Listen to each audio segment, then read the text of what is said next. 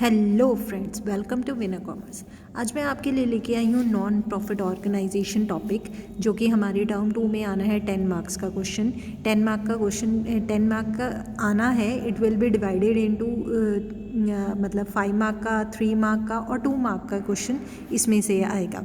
So basically जो 2 marks में है उसमें थ्योरी का क्वेश्चन हो सकता है। 3 मार्क्स में सब्सक्रिप्शन और कंज्यूमेबल आइटम से रिलेटेड क्वेश्चन हो सकता है और 5 मार्क का एक लेंथी क्वेश्चन हो सकता है। सो इस वीडियोस को देखने के बाद आप एनपीओ का एक बेसिक स्ट्रक्चर समझ सकेंगे कि एनपीओ में हमने क्या क्या करना है। तो चलिए स्टार्ट करते हैं। सबसे पहले है meaning of non profit organisation, preparation of receipt and payment account, preparation of income and expenditure account and balance sheet. तो इसको किस तरह से करना है, पहले तो एनपीओ है क्या।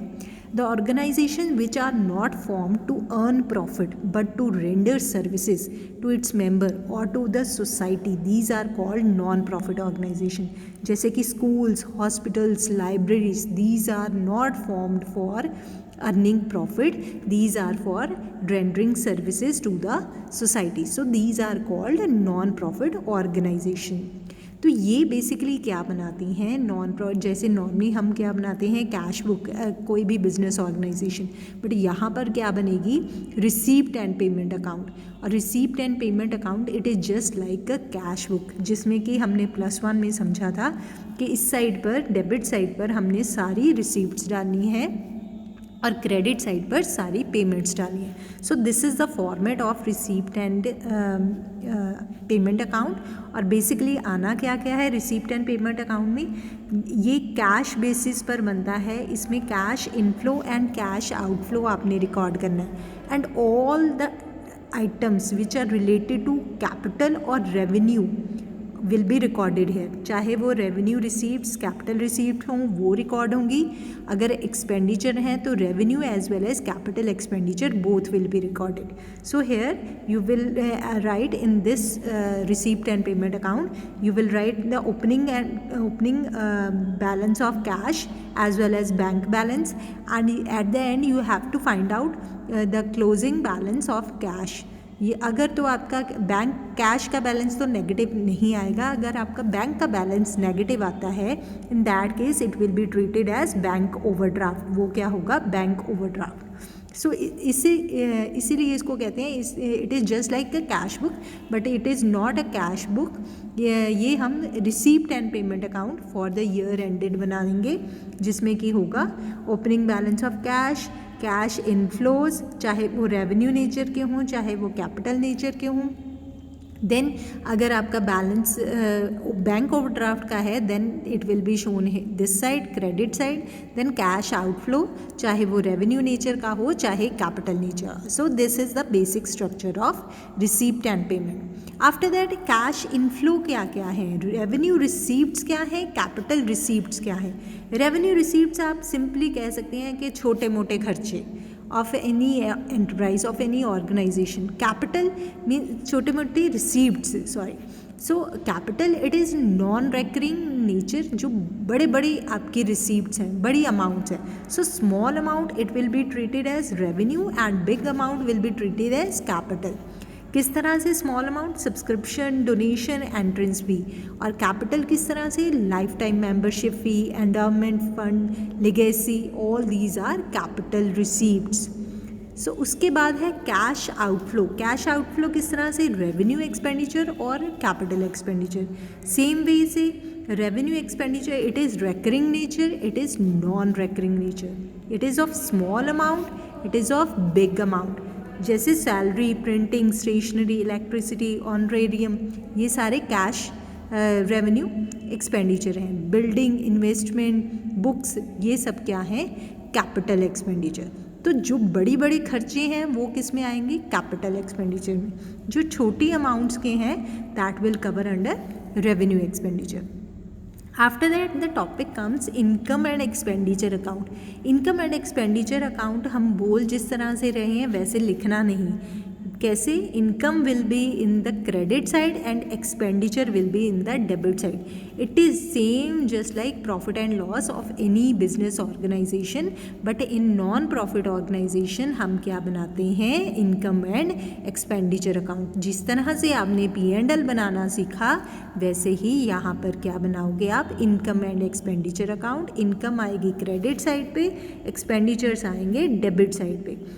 इसमें क्या है, it is made on accrual basis, accrual basis पे बनता है, इसमें कैश बेसिस पे नहीं हम कंसिडर करते। और ये नॉमिनल अकाउंट है, इसमें आनी है जितने भी रेवेन्यू पेमेंट्स या revenue receipts, capital receipts, capital expenditure, it is not considered in income and expenditure account, वो इसमें नहीं आता है। Depreciation, loss on sale of asset और profit on sale of asset, all these will come in income and expenditure account. अगर तो आपका income ज़्यादा है, एक्सपेंडिचर कम है, then you will be having surplus.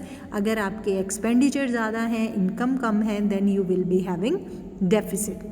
अब ये तो हुई इनकम एंड एक्सपेंडिचर की बात। इसके बाद क्या बनता है, balance sheet.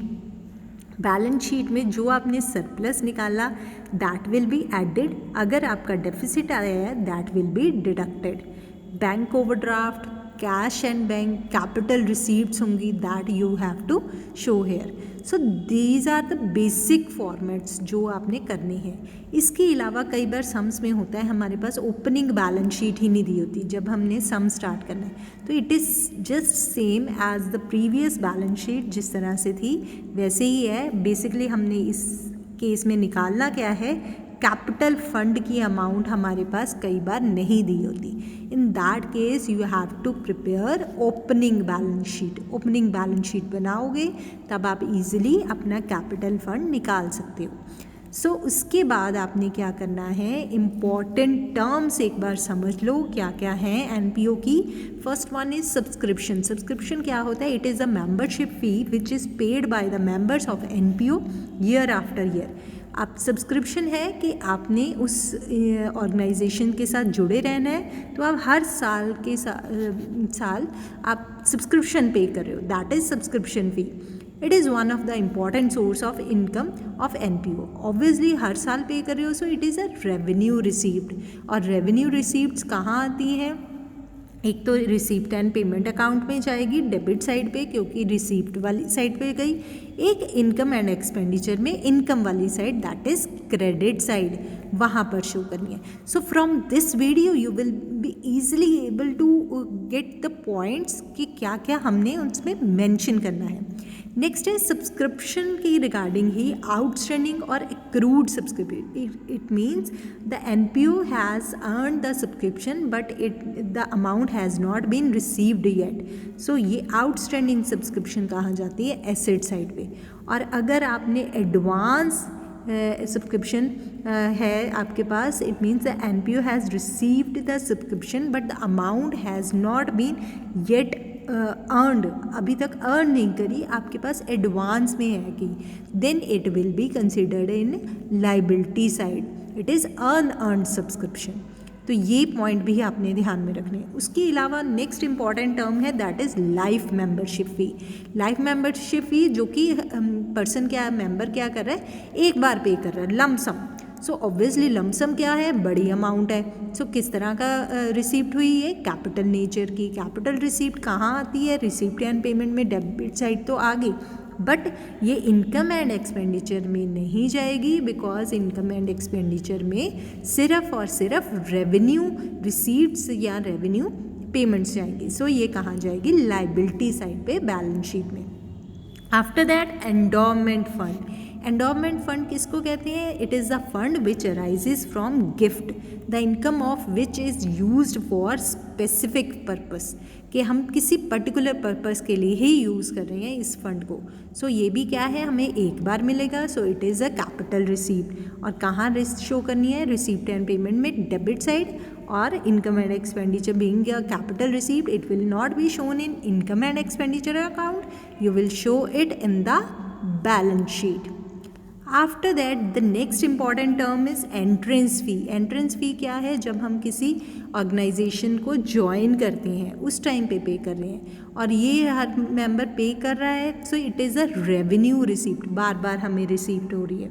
So it will be shown in receipt and payment and income and expenditure credit side. Receipt and payment में debit side, income and expenditure में credit side. Next is donation. Donation के regarding बहुत important point है। Donation basically है क्या? It is a gift in cash or kind which is received either from any person और organisation to NPO। ये कितनी तरह का है? 2 तरह की, स्पेसिफिक एंड जनरल डोनेशन।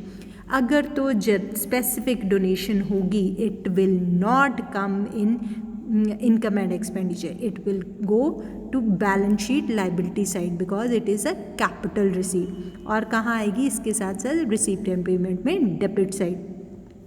अगर ये जनरल डोनेशन होगी then only you will show it in the as a revenue receipt. और ये कहाँ आएगी? एक तो रिसीप्ट एंड पेमेंट में debit side, income and expenditure में क्रेडिट साइड। सो ये ज़रूर ध्यान रखना कि डोनेशन स्पेसिफिक डोनेशन है कि जनरल डोनेशन।